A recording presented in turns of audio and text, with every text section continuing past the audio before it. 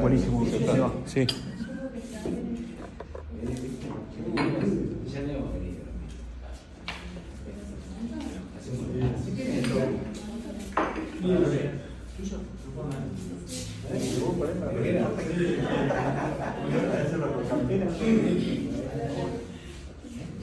Ahí queda.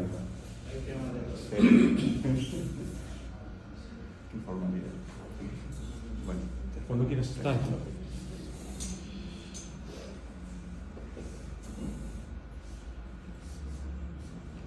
Bueno, buenas noches. Es un placer realmente poder ver toda la concurrencia en este encuentro que está organizado por el Comité de Cardiología Nuclear de la Federación Argentina de Cardiología y la Asociación Pampeana de Cardiología. El tema que nos convoca es el rol de los métodos diagnósticos en amiloidosis, y tenemos el placer de contar con un panel realmente de expertos que son el doctor Juan Herries. El doctor Juan Herries pertenece a la Secretaría de Docencia de la Federación Argentina de Cardiología, es jefe del Servicio de Medicina Nuclear del Hospital Italiano La Plata, y el doctor Jorge Camilletti, ex presidente de la Federación Argentina de Cardiología y jefe del Servicio Cardiovascular del Hospital Italiano La Plata. Así que, bueno, vamos a disfrutar de este encuentro. Luego de las disertaciones de estos dos profesionales, vamos a contar con la presentación de casos clínicos a cargo del doctor Rodrigo Campins. El doctor Rodrigo Campins es fellow del Instituto Cardiovascular de Buenos Aires, quien nos va a compartir casos de la vida diaria, digamos, de amiloidosis. Así que bueno, te doy la bienvenida, Juan, y bueno, vamos a disfrutar de tu disertación. Muchas gracias. Lo que no dije, y que es lo más importante, que realmente son dos amigos a los cuales aprecio muchísimo. Igualmente. Bueno, yo también quiero agradecerle la invitación a Omar especialmente, que como dijo es un amigo, también a la Asociación Pampeana de Cardiología, al Comité de Cardiología Nuclear. Y bueno, contarles que no es la primera vez que venimos con el Tano, ya hemos estado hace unos años acá en Pico, y bueno, para nosotros es un gusto estar acá con ustedes hoy. El tema es sobre el rol del cardiólogo en la detección de la amiloidosis cardíaca por transtierretina, y como decía Omar, vamos a hablar de los métodos complementarios de diagnóstico, de eso se va a encargar más Jorge, y yo voy a hacer un poco la introducción al tema y vamos a charlar un poco de lo que se trata la clínica, más que nada, y la patología. Entonces, para empezar a hablar, vamos a recapitularizar en cuanto a lo que sabíamos de la amiloidosis cardíaca, y es que es una enfermedad, se la consideraba una enfermedad rara, muy poco frecuente, una enfermedad de muy difícil diagnóstico, una forma de presentación muy heterogénea, como vamos a repasar después. Difícil el diagnóstico porque el diagnóstico se hacía en forma invasiva, a través de la biopsia endomiocárdica o biopsiando otros tejidos. A mí me tocó durante la residencia llegar al diagnóstico en un paciente de estos, y lo más decepcionante de todo esto era que no había un tratamiento específico, y como ustedes saben, la morbe y mortalidad de la enfermedad era muy grande, por lo tanto uno se veía con las manos atadas porque no sabía qué hacer y no podía hacer nada. Entonces, ¿qué nos convoca hoy si el escenario es que es una enfermedad rara, infrecuente, que no, difícil de diagnosticar, difícil de tratar? Es decir, buscamos en PubMed, ahí tienen el gráfico, fíjense, vamos a revisar entonces qué es lo que ha cambiado en estos últimos años. Fíjense que en PubMed, si ponemos amiloidosis cardíaca, a partir del 2005 en adelante, la curva es ascendente del número de publicaciones sobre amiloidosis cardíaca.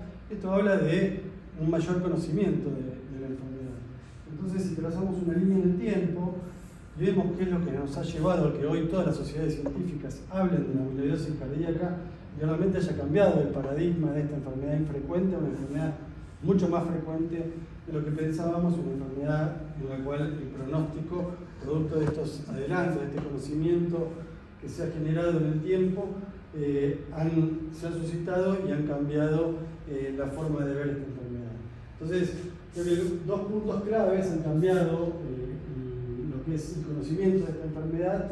En el 2005, como pueden ver ahí, es la introducción del centellograma cardíaco para hacer diagnóstico en forma no invasiva de la enfermedad. En el 2018, la incorporación de un tratamiento específico. Es decir, que hoy, en la actualidad, la amiloidosis cardíaca se puede diagnosticar mediante imágenes, sin la necesidad de una biopsia, y que tiene un tratamiento específico que ha cambiado la morbilidad y ha mejorado la sobrevida de los pacientes. Acá les muestro datos de un centro de amiloidosis nacional del Reino Unido, registros del año 2000 al 2017, y como ven, a partir del 2008 comienza a aumentar el número de diagnósticos de amiloidosis cardíaca. Pero los datos más interesantes de este centro de amiloidosis del Reino Unido son que los pacientes, al momento de hacerse el diagnóstico de la amiloidosis cardíaca, ya habían consultado por síntomas de la patología al menos 17 veces, una media de 17 veces, y habían sido internados 3 veces con síntomas de la patología. El diagnóstico de la amiloidosis cardíaca por transtierretina de tipo senil demoró al menos 3 años y en las formas hereditarias 2 años. Y este otro trabajo, otros datos para resaltar, es que estos pacientes habían consultado al menos a 4 o 5 especialistas. Y dentro de ellos, médicos de atención primaria, nefrólogos, cardiólogos, gastroenterólogos, hematólogos, oncólogos, traumatólogos y neurólogos. Es decir, esto un poco ilustra lo que les decía al principio de lo que es una enfermedad de presentación bastante heterogénea. Entonces, nosotros allá por el año 2020 formamos un grupo que lo llamamos Amilo Latam, un grupo de médicos interesados por investigar qué era lo que estaba pasando con la amiloidosis cardíaca en Latinoamérica. Así nos juntamos el Tano, yo, médicos de Uruguay, de México y de Brasil. Y desde ahí durante la pandemia, con los barbijos. Y algunas de las actividades que desarrollamos fue un registro, fue una red de diagnóstico de amiloidosis cardíaca y una encuesta. Esta encuesta, retraigámonos al año 2020, 2 preguntas me llamaron la atención y quería compartir los resultados con ustedes. Cuando les preguntábamos a los encuestados, que eran médicos clínicos o cardiólogos de 17 países de Latinoamérica, acerca de cuál era el grado de conocimiento que ellos consideraban tener sobre la amiloidosis cardíaca, fíjense que 2/3 de ellos consideraban que su conocimiento era insuficiente o muy bajo, y cuando les preguntábamos a aquellos que consideraban que tenían un conocimiento apropiado cuántos estudios de centellograma cardíaco habían pedido para diagnóstico de amiloidosis cardíaca en el año, fíjense que el 35% de los que más capacitados estaban en amiloidosis cardíaca no habían pedido ninguno. Entonces esto habla un poco de la falta de conocimiento, la falta de conciencia, la falta de estar alerta para el diagnóstico de la amiloidosis cardíaca. Entonces nos pusimos a trabajar con la Asociación Americana de Cardiología Nuclear, desarrollamos varias actividades, algunas de ellas eran los que ya les contaba, las encuestas, la red de amiloidosis, armamos este tipo de folletería para pegar en los servicios, que hablan un poco de lo que vamos a charlar después, que son las red flags, que son algunos signos o síntomas que nos deben llamar la atención para llegar al diagnóstico de la amiloidosis cardíaca. Realizamos algunos webinars y hablábamos sobre amiloidosis cardíaca, fueron todos virtuales y el público era todo de Latinoamérica. Y lo que hicimos fue encuestar de nuevo a la población, y 2 años después, en el año 2023, fíjense que como había aumentado el porcentaje de encuestados, que eran de nuevo más de 500, de 19 países de Latinoamérica, que ya más de la mitad de ellos consideraban tener un conocimiento adecuado de la enfermedad, y el 60% al menos habían pedido algún centellograma cardíaco para diagnóstico de amiloidosis en el último año. Entonces, ¿cuál es el rol que nos planteábamos que debe tener el cardiólogo? Bueno, primero, adquirir el conocimiento, conocer de qué se trata esta enfermedad, y eso es lo que nos vamos a ocupar ahora. Sabemos que la amiloidosis cardíaca es un desorden producido por proteínas plegadas en forma incorrecta que llevan al depósito de fibrillas amiloides insolubles en el corazón y en otros tejidos. Sabemos que hay más de 30 proteínas que pueden producir fibrillas amiloides, pero sabemos que solo 2 se pueden depositar en el corazón. Esas son las cadenas livianas de inmunoglobulinas y las proteínas transtibuletinas. Dentro de las formas de transtibuletinas reconocemos 2 formas, la salvaje o la senil y la hereditaria. La hereditaria debemos saber que es una forma autosómica dominante. Este detalle o este dato no es menor, porque entonces, como cardiólogos clínicos, debemos tener en cuenta qué le pasa a la descendencia. Y por otro lado, llegar al diagnóstico de la amiloidosis genética. Después vamos a hablar un poco de eso, de cómo se puede llegar al diagnóstico y lo importante y la trascendencia que tiene de evaluar en forma oportuna y hacer un diagnóstico oportuno en la descendencia. El gen que codifica la proteína transtibulatina se encuentra aislado y se sabe que este se encuentra en el cromosoma 18 y se han descrito más de 130 mutaciones patogénicas, y esto de vuelta nos lleva a la forma de presentación tan heterogénea que tiene la enfermedad. Así todo, se reconocen 3 formas de amiloidosis hereditaria: la que tiene signos y síntomas puramente neurológicos, cardiológicos y la forma mixta. Vamos a hablar un poquito de amiloidosis de cadenas ligeras, que creo que es trascendente para el cardiólogo saber que existe y saber que en el algoritmo diagnóstico, como vamos a ver más adelante, debemos descartarlo. Y ya vamos a ver por qué. La amiloidosis de cadenas ligeras de inmunoglobulinas es un desorden hematológico maligno, es una discrasia de células plasmáticas. Las células plasmáticas que se generan en la médula ósea anormales producen inmunoglobulinas de cadenas ligeras anormales, que estas se pliegan y se depositan en 2 órganos importantes, que son el corazón y el riñón, generando daño. Más del 50% de los pacientes que tengan amiloidosis de cadenas ligeras tendrán manifestaciones a nivel renal y cardiológico. Y es muy importante hacer el diagnóstico porque es una enfermedad rápidamente progresiva y que si no la tratamos, la sobrevida de los pacientes es de 6 meses. Entonces nos vemos obligados a hacer el diagnóstico una vez que nos consultan o detectamos una amiloidosis cardíaca, de que no se trate de una forma de cadenas ligeras, porque si fuese de esa forma, rápidamente debemos tomar contacto con un hematólogo, tomar contacto con nuestro paciente.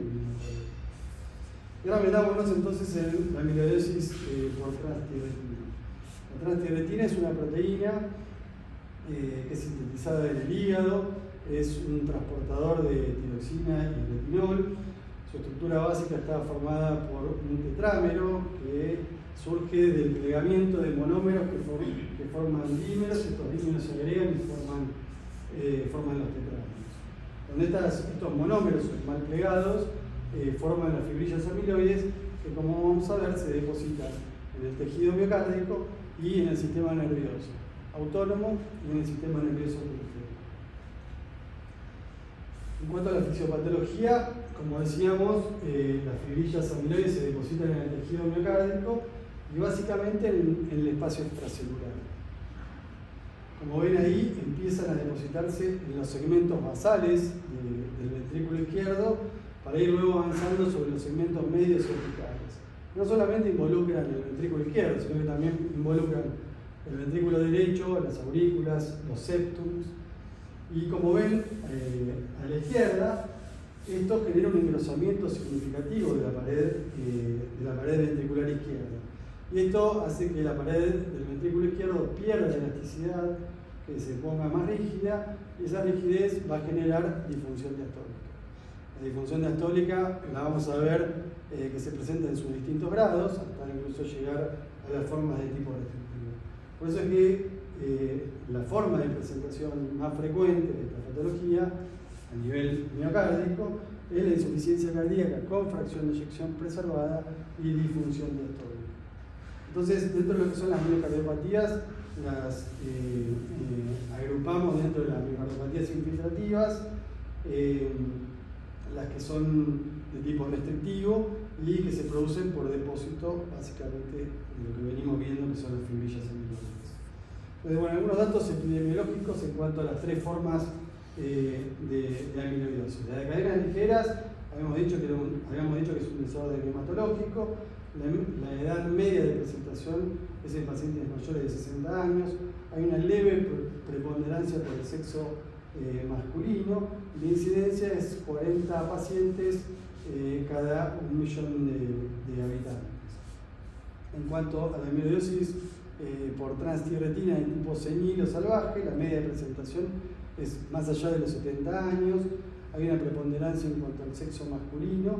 Y fíjense que la prevalencia en pacientes mayores de 85 años es del 25%. En cuanto a las formas hereditarias, la edad es variable, depende del genotipo. Hay formas de presentación antes de los 50 años, otras que se dan por encima de los 50 años. Las variantes, las mutaciones genéticas más frecuentes son la valina en posición 30, que es reemplazada por metionina, que es la variante más común a lo largo del mundo, pero que tiene algunas regiones donde es endémica. En Japón, en Suecia y en Portugal. Por eso, al ser endémica y genética y de Portugal, es muy frecuente también en nuestro país vecino de Brasil. La segunda variante genética frecuente es la valina en posición 122, que es reemplazada por isoleucina. Es la variante genética más común en Norteamérica y se da básicamente en descendientes de africanos. Y la tercera es la treonina en posición 60, reemplazada por el aminoácido alanina, que es la segunda mutación más frecuente en los Estados Unidos y se da en descendientes de holandeses. La prevalencia de la B30M es 1 cada 1000 a 1 en 10.000 habitantes. La de los afroamericanos se da en el 3,4% de la población y la de los descendientes irlandeses se da en el 1%. En cuanto a la forma de manifestación a nivel miocárdico, ya dijimos, ¿no? Insuficiencia cardíaca con fracción de eyección preservada, con disfunción diastólica, pero también estos pacientes presentan fibrilación auricular y esto se da básicamente por lo que describíamos de la fisiopatología, que las fibrillas amiloides no solamente afectan al ventrículo izquierdo, sino que también se depositan en las aurículas y entonces es frecuente la fibrilación auricular. El depósito de fibrillas amiloides a nivel del sistema de conducción producirá deterioro de la conducción en los distintos grados, primero, segundo, tercer grado, y muchas veces cuando llegamos al diagnóstico, estos pacientes ya son portadores de un marcapaso. Arritmias ventriculares, fibrilación miocárdica, ventricular izquierda, estenosis aórtica, con bajo flujo, bajo gradiente y típicamente con fracción de eyección preservada. Como decíamos, el depósito a nivel del espacio extracelular genera engrosamiento de las paredes y debemos diferenciarlo bien de lo que es una hipertrofia. Cuando tenemos una hipertrofia sabemos que el engrosamiento de las paredes se da fundamentalmente por el engrosamiento de las fibras miocárdicas. Y esto genera una patente a nivel del electrocardiograma que todos conocemos, que son con ondas R de alto voltaje. Sin embargo, cuando el aumento del espesor se da por infiltración del espacio extracelular de las fibrillas amiloides, esta no es un aumento del espesor por hipertrofia, sino por infiltración. Esto va a generar a nivel del electrocardiograma ondas R de bajo voltaje, incluso imágenes del cerebro del infarto. Entonces, la disociación entre el electrocardiograma y el ecocardiograma es una forma de pesquisar un paciente que pueda tener amiloidosis cardíaca. Hay algunos ecografistas, no me voy a meter de lleno en esto, pero creo que el rol del ecografista es fundamental. Nosotros hemos diagnosticado varias amiloidosis cardíacas por sugerencia que surge del laboratorio de ecocardiografía. Entonces podrán informarnos que son hipertrofias, podrán informarnos que son engrosamientos de las paredes, pero esa tanto hipertrofia o engrosamiento, producto de una amiloidosis, no una verdadera hipertrofia, ¿no? Ya lo definimos, va a estar asociado a esto que vemos anotado acá, que es la hiperrefringencia. Lo vemos en las imágenes, fíjense, este aumento del espesor del septum con esa hiperrefringencia. Lo mismo pasa en el ventrículo derecho, en las paredes laterales del ventrículo izquierdo. Fíjense las aurículas, cómo están engrosadas las paredes, el el septum interauricular y tiene esa hiperrefringencia típica de la infiltración amiloide. Va a haber agrandamiento de ambas aurículas, como dijimos, en un primer estadio función ventricular conservada, en estadios más avanzados puede tener deterioro leve de la función ventricular y, como decíamos, la disfunción diastólica en sus distintos grados. ¿Cuáles son las manifestaciones extracardíacas? Acá nos volvemos a meter en la forma de presentación heterogénea de la enfermedad. Fíjense, la amiloidosis de cadenas ligeras es la que más afectación a nivel renal tiene.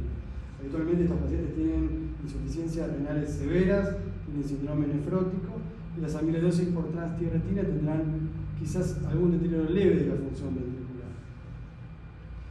En cuanto a lo que son manifestaciones autonómicas, estas son patrimonio de las formas hereditarias. Estos pacientes habitualmente presentan hipotensión endostática, gastroparesia, disfunción sexual, anormalidades en cuanto al sudor. Manifestaciones a nivel periférico, de nuevo, estas serán mucho más manifiestas en las formas hereditarias y podrán tener algunas manifestaciones, pero más solapadas en la amiloidosis de cadena ligera y en la amiloidosis a transtierretina, pero de tipo salvaje. Habrá manifestaciones a nivel del sistema musculoesquelético, como es la infiltración del túnel carpiano. Muchas veces cuando llegamos al diagnóstico y los interrogamos a estos pacientes, han sido operados de uno o de las dos muñecas, estrechez a nivel del canal lumbar, ruptura del tendón del bíceps. De nuevo, no es que los pacientes se nos van a presentar una ruptura del tendón del bíceps y uno va a hacer diagnóstico, pero retrospectivamente, cuando uno indaga, aparecen estos antecedentes importantes. Algo que es más patrimonio de las formas hereditarias es la debilidad muscular, la sarcopatía, la fatiga, la caquexia, la pérdida de peso. Podrá también haber manifestaciones a nivel del tejido gastrointestinal, como náuseas, constipación, saciedad temprana, que podrán tener dos mecanismos fisiopatológicos: uno autonómico y ser más patrimonio de las formas neurológicas, y otro por infiltración del tubo digestivo y ser más patrimonio de la amiloidosis de cadenas ligeras o de las formas semínicas. Y por otro lado, dentro de las formas de cadenas ligeras, el sangrado.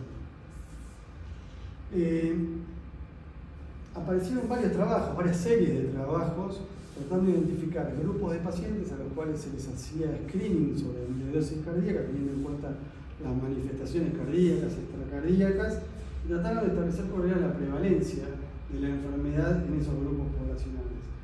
Este trabajo es interesante porque harán un metaanálisis de todas esas publicaciones y busca definir en forma, tratando de tener menor sesgo, cuál es la verdadera prevalencia si uno hace screening sobre ciertos grupos poblacionales. Entonces, lo que encuentra ahí en esta publicación en la revista europea de insuficiencia cardíaca acá, es que cuando hacemos screening sobre pacientes que tienen insuficiencia cardíaca con fracción de eyección preservada, la prevalencia es del 12%.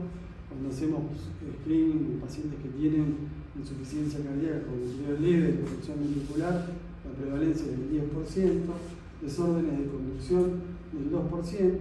Cuando hacemos screening en pacientes que han sido operados de túnel carpiano, la prevalencia es del 7%.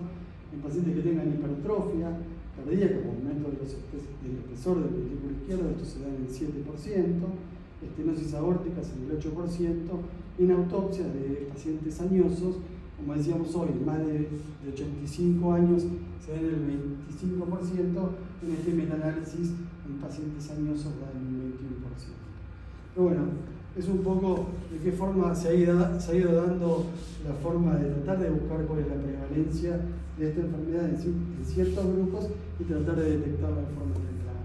Hablábamos hoy de lo que son las red flags, que son signos y síntomas en los distintos órganos, algo que ya hablamos hoy, recién cuando hablábamos de las manifestaciones cardíacas y extracardíacas, que las sociedades médicas, tanto europeas como americanas, las ponen en este tipo de cuadros un poco para generar impacto visual, para aumentar la pesquisa, para aumentar la alerta de los médicos. Entonces repasemos rápidamente qué es lo que nos dicen las sociedades internacionales. Dicen que cuando tengamos un paciente que tiene aumento del espesor de las paredes del ventrículo izquierdo de 12 milímetros o más de 12 milímetros, y el paciente tenga manifestaciones cardíacas como son insuficiencia cardíaca y sean mayores de 65 años, debemos pensar en la amiloidosis. Debemos hacer un estudio de centellografía cardíaca.